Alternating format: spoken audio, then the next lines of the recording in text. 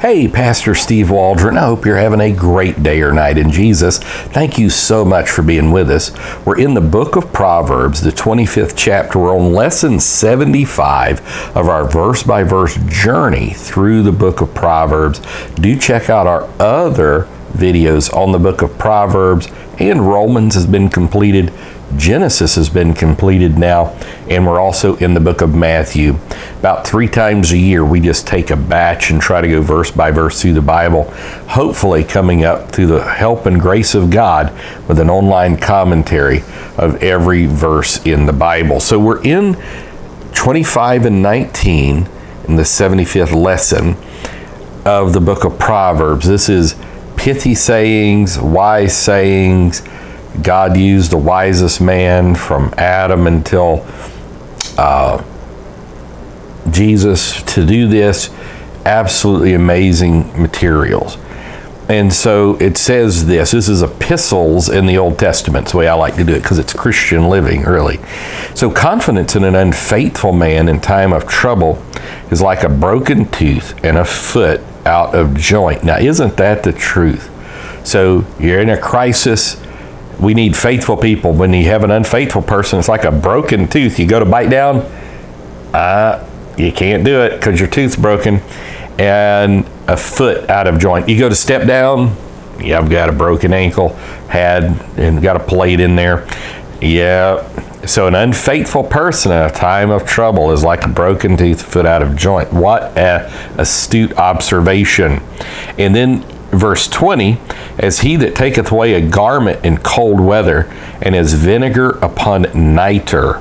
Really, that's kind of like carbonated drink or something. So is he that singeth songs to a heavy heart. So he that taketh away a garment in cold weather, I mean, you're going, ooh, that's not good. And as vinegar among nitre, this carbonated beverage, so is he that singeth songs to a heavy heart. You're singing, maybe it's supposed to be joyful, but if you got a heavy heart, it's just not going to mean anything to you. It's like, eh. Now, verse 21 of Proverbs 25, if thine enemy be hungry, give him bread to eat. You're going to run into this in the New Testament in Romans chapter 12. And if he be thirsty, give him water to drink. So this sounds a lot like the Sermon on the Mount, praying for those that despitefully use us and this type thing. For thou shalt heap coals of fire upon his head, and the Lord shall reward thee. Now, in verse 22, there is some difference of opinion there.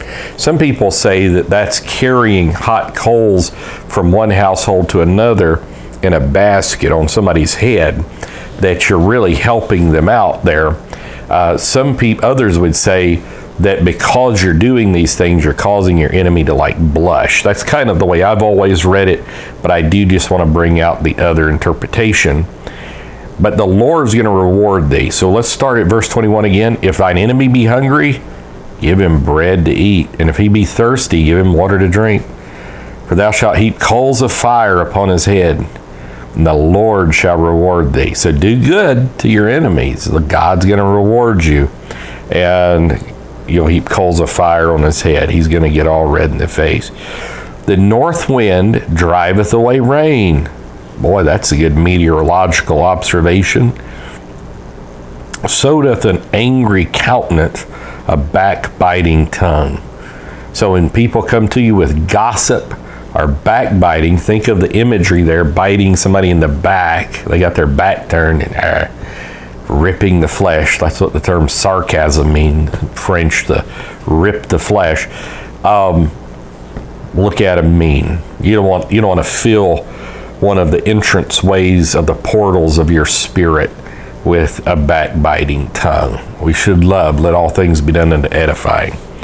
Verse 24, it's better to dwell in the corner of the housetop than with a brawling woman and in a wide house. Boy, Solomon probably knew something about that. Had 1,000 women around. It's better to dwell in the corner of the housetop than with a brawling woman in a wide house. He's like, just get away. When the woman wants to fight, she's going to fight. Verse 25, as cold waters to a thirsty soul, so is good news from a far country. So he's likening hearing, great news from a far country, maybe a missions report or something, that it's like cold water to a thirsty soul. So our words can help our emotions, our spirits, or others' emotions and spirits, and make it like words of encouragement, good news from a far country. Verse 26, a righteous man falling down before the wicked.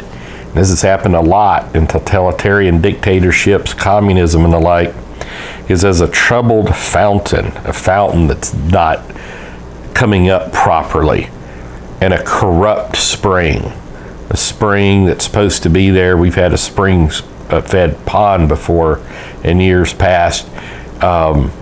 It's like if that's clogged up for some reason. So a righteous man falling down before the wicked is as a troubled fountain and a corrupt spring.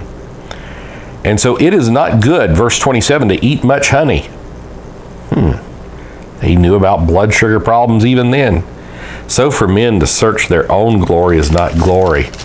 See Haman for probably the classic case of that. So we're going to continue on our verse-by-verse journey through the book of Proverbs. I hope you enjoy these as much as I do. I love studying the Bible verse by verse. God bless. We'll see you later. Bye-bye.